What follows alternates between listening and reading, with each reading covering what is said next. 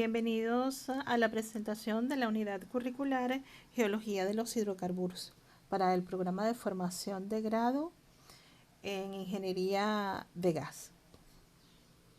Mi nombre, Milángela Fares. Bueno, para introducirnos a esta unidad curricular es necesario mencionar que la geología pues se nutre de conocimientos y conceptos que son puramente geológicos. Vienen relacionados sobre todo con las cuencas sedimentarias y sus mecanismos de formación y luego de deformación, incorporando pues varias herramientas que se constituyen en una fuente de datos muy importante, en mecanismos directos o indirectos que son muy útiles, como por ejemplo pueden ser la interpretación de varios métodos geofísicos, registro de propiedades, análisis de geoquímicos a muestras tanto de superficie como muestras de fondo, en lo que es pues la búsqueda de hidrocarburos. Ahora bien, el subsuelo pues se ha formado por procesos y leyes geológicas, ¿no? Que bien interpretadas, eso va a incidir en ser la base conceptual y operativa que se usa en la búsqueda y producción de hidrocarburos, ya sea líquidos o gaseosos. Entonces, dentro de este contexto, podemos hablar de una estructura de la unidad curricular en 6 capítulos, donde el capítulo 1 involucra lo que es la introducción a las ciencias geológicas. Se pasea aquí por los conceptos básicos, principalmente lo que es la geología y lo que son sus disciplinas afines, lo que es la escala del tiempo geológico, columna estratigráfica y la introducción a las geociencias. Por ejemplo, en la escala del tiempo geológico vamos a ver cómo esto sirve como marco de referencia para representar e interpretar todos los eventos que han ocurrido a nivel de nuestro planeta y el proceso de vida, de aparición de vida, pero de forma cronológicamente ordenada. Vamos a ver lo que son eones, eras, periodos y épocas. En tal sentido,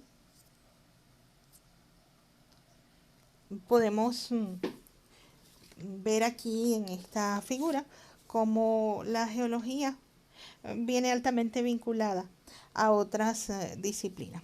Es importante decir que lo que es la demanda y a nivel mundial, la demanda y la dificultad de encontrar nuevos yacimientos se traduce de inmediato en lo que son los precios de tanto del petróleo como del gas a nivel global, pues.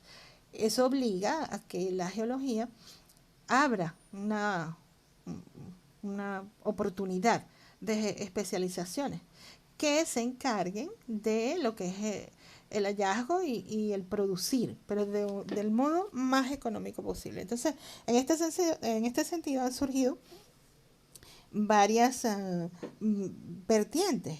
Por ejemplo, la geología de cuencas sedimentarias, la estratigrafía secuencial, la geología estructural, geología de yacimiento. Entonces se encuentran auxiliadas y vinculadas a otras disciplinas, como por ejemplo la tectónica de placas, la estratigrafía, la paleontología, entre otras.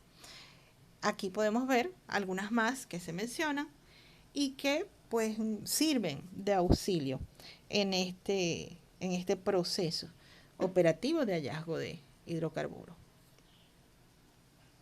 Se continuaría en el contenido con el capítulo 2 de lo que son las rocas y las propiedades de las rocas. Esto va a involucrar directamente lo que es su clasificación, su ciclo, algunos procesos sedimentarios importantes como son la meteorización, erosión, transporte, sedimentación, litificación y biogénesis, lo que son los ambientes sedimentarios y lo que son las fases, sus características, las principales rocas productoras de hidrocarburos en Venezuela y obviamente su caracterización, así como algunas propiedades como lo son la porosidad, permeabilidad, sus tipos, saturación, viscosidad, terminando con lo que es la clasificación API y los hidrocarburos.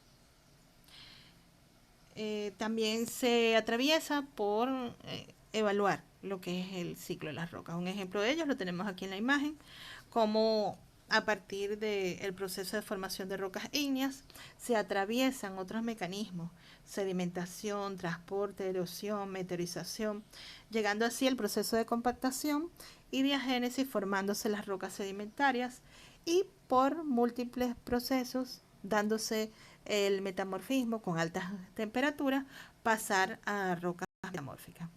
Así, nuevamente puede cumplirse a través de un proceso de fundición, volver esta cantidad de rocas ya formadas a formar parte del magma, cristalizar y volver a repetirse el proceso de este ciclo de las rocas. En esto consiste el ciclo geológico.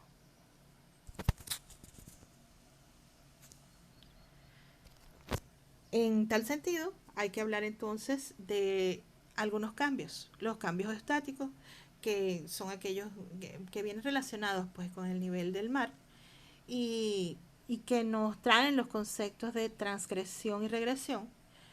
Los cambios también en lo que es la biodiversidad, que vienen relacionados más que todo con el grupo de especies, algunos grupos que en algunos periodos han sido de extinción masiva, y la aparición de otros grandes grupos. Y también de los cambios paleogeográficos, esos cambios derivados de lo que es la acción de las placas tectónicas, que entonces provocan una distribución particular a lo largo del tiempo de lo que son las masas continentales.